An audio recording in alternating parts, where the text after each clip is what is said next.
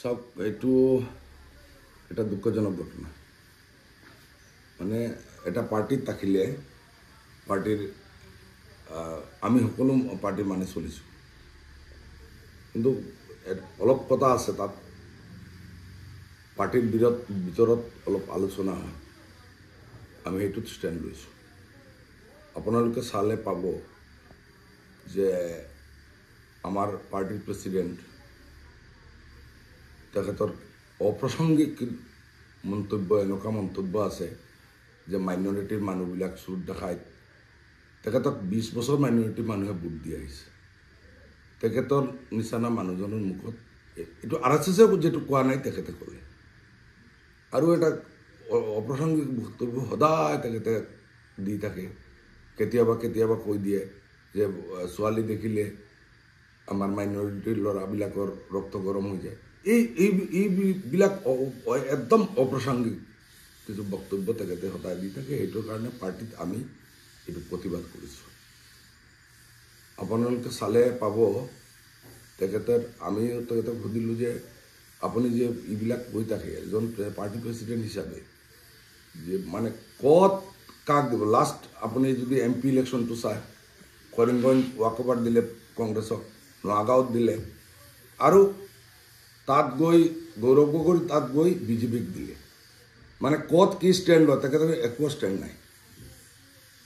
মাইনৰিটিৰ কাৰণে তো একো কৰা নাই 20 বছৰে একো কৰা নাই আমি ভিতৰত সোমাই দেখিলো যে ই তেখেতৰ মানে নিজৰ কাৰণে যি লাগে হেতু গুচি যায় আমাক এক্সপেনশন লেটার দিছিলে আমি রিপ্লাই দিলো তাত স্পেসিফিক একো নাই আমাক এনে সুধিছিলে যে মুখ্যমন্ত্রী আহিছে তুমি কিয় গেটটো দিব লাগে আরে মুখ্যমন্ত্রী অফিসিয়াল প্রোগ্রামত আহিছে আসামৰ মুখ্যমন্ত্রী হয় আমি তো দিম আমি কেতিয়াবা মুখ্যমন্ত্রী লগ ধরু আমার সমষ্টি উন্নয়নের কারণে তেখেতো তো গৈ পাও আমি তেখেতো তো গৈ পাও মুখ্যমন্ত্রী অফিসত এইটো আমার কি ভুল আমি জনসাধারণের স্বার্থে যাও আপনি কব বিচাৰিছে নেকি এয়া দেশত কোনো গণতন্ত্ৰ নাই গণতন্ত্ৰ নাই ওয়ান ম্যান কমান্ড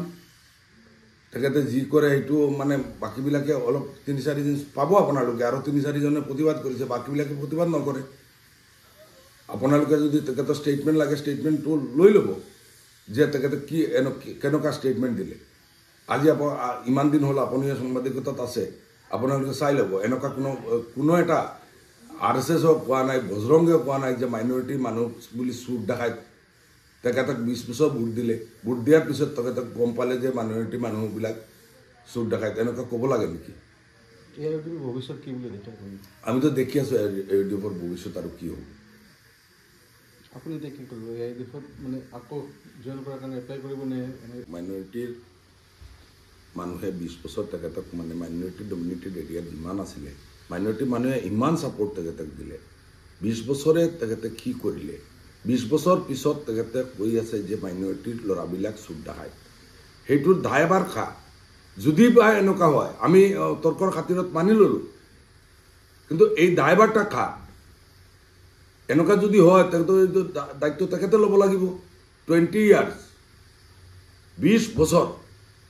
তেখেতক সাপোৰ্ট কৰি আছে তেখেতে মাইনৰিটি মানুহৰ কাৰণে কি কৰিলে তেখেতে যদি কিবা কৰি থাকে তেখেতৰ এডুকেশন সাইডত যদি তেখেতে কৰে হেতু তেখেতৰ নিজা বিজনেস হয় আজি তেখেতে 20 বছৰ মাইনৰিটিৰ মানুহৰ সাপোৰ্টৰ কাৰণে 20 বছৰ এই দলত আছিল দল চলাইছে তাৰ পিছত তেখেতে যদি এনেকুৱা মন্তব্য কৰে আপোনালোকে কক হেতু উচিত না অনুচিত তেখেতৰ কোনো এনেকুৱা মন্তব্যৰ কাৰণে বহুত লাজ পাব লগা হয় বহুত লাজ পাইছো বহুত ৰিপ্লাই দিব লাগা হয় এআইইউডিএফৰ কাৰণে খুদ আমাৰ প্ৰেসিডেন্ট নিজে দায়ী কাৰণ প্ৰেসিডেন্টে এনেকুৱা স্টেটমেন্ট সদায় কেতিয়াবা সুপ্ৰিম কোৰ্টত আমি এই কৰি